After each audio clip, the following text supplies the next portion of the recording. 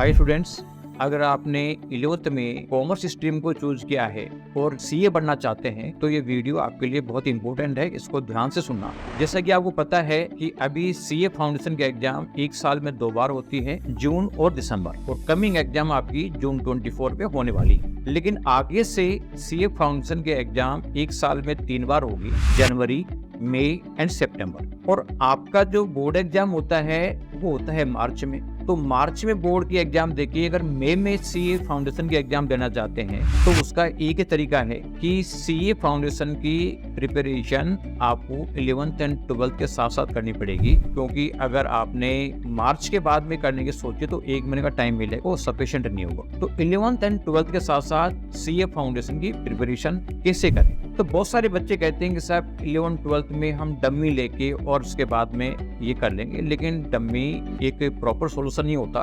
क्योंकि स्कूल में सीखने को मिलता है, specially personality development and communication skill और कॉन्फिडेंस बिल्डिंग, ये बाद में नहीं मिलेगी।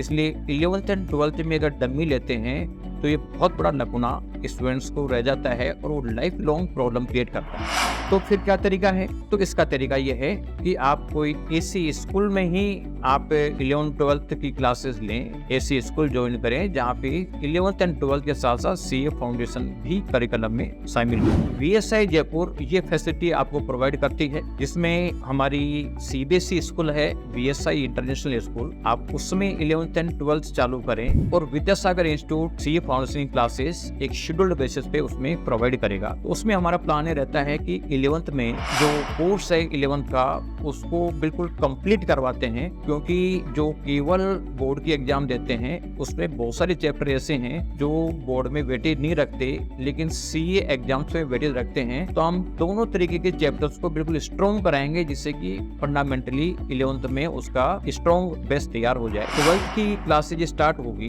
तो हमारा टारगेट रहता है कि 12th का सिलेबस हम सितंबर तक कंप्लीट करा दें अच्छे तरीके से स्ट्रॉन्ग बेस के साथ में। फिर अक्टूबर, नवंबर, दिसंबर 3 मंथ में वीएसआई इंस्टीट्यूट से उसमें क्लासेस प्रोवाइड करा दी जाएगी, जिससे कि सीए फाउंडेशन तैयार हो जाए। फिर जनवरी फरवरी में एक वापस बोर्ड का रिवीजन करा के और बोर्ड के एग्जाम में दिलवा दी जाए। ये हमारा उसमें स्कीम है। तो 11th एंड 12th स्कूल में ही एक प्लान्ड बेसिस पे ये प्रिपरेशन हो जाती है, तो ज्यादा बर्डन नहीं आता, क्योंकि उसी टाइम में दोनों पर्पज सोल्व हो जाएगा। एक्स्ट्रा बर्डन की रिक्वायरमेंट नहीं है, और आपको पता है वीएसआई कोचिंग है, इसलिए यहाँ के बच्चों को अलग से ट्यूशन पढ़ने की रिक्वायरमेंट भी नहीं है 11th एंड 12th की।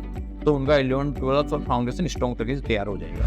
लेकिन अगर मान लीजिए आप किसी दूसरे स्कूल में ज्वाइन करते हैं तो आप दिन में 11th एंड 12th की स्टडी करें, और शाम को हमारा प्रोग्राम चलता है जिसमें 11th 12th प्लस फाउंडेशन की प्रिपरेशन कराते हैं।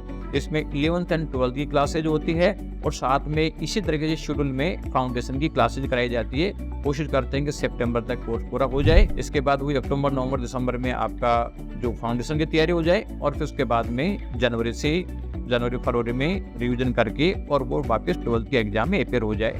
तो इस तरीके से भी आप कर सकते हैं। बस थोड़ा सा इसमें रहता है, थोड़ा सा एडिशनल बर्डन आता है टाइम का, क्योंकि वीएसआई स्कूल में तो वीएसआई इंटरनेशनल स्कूल जो सीबीएसई है, वहाँ तो क्या है कि स्कूल टाइम में सारे काम हो जाएंगे, तो एक्स्ट्रा बर्डन नहीं आएगा। आराम से बच्चा वो टाइम रिवीजन करने के लिए दे सकता है। दूसरे स्कूल में पढ़ते हैं तो शाम के टाइम होगा, तो टाइम का थोड़ा सा एडिशनल बर्डन आएगा, तो वो कोई खास बात नहीं है। तो इस तरीके से आप 11th 12th के साथ साथ सीए फाउंडेशन की प्रिपरेशन करके और मई एग्जाम में अपेयर करके उसको आराम से क्लियर कर सकते हैं, जिससे कि आपका टाइम वेस्ट नहीं होगा और आप बाकी लोगों के मुकाबले में आप आगे रहे। तो आप इस ऑप्शन को अडॉप्ट कर सकते हैं, VSI international school plus 11th 12th classes and foundation classes.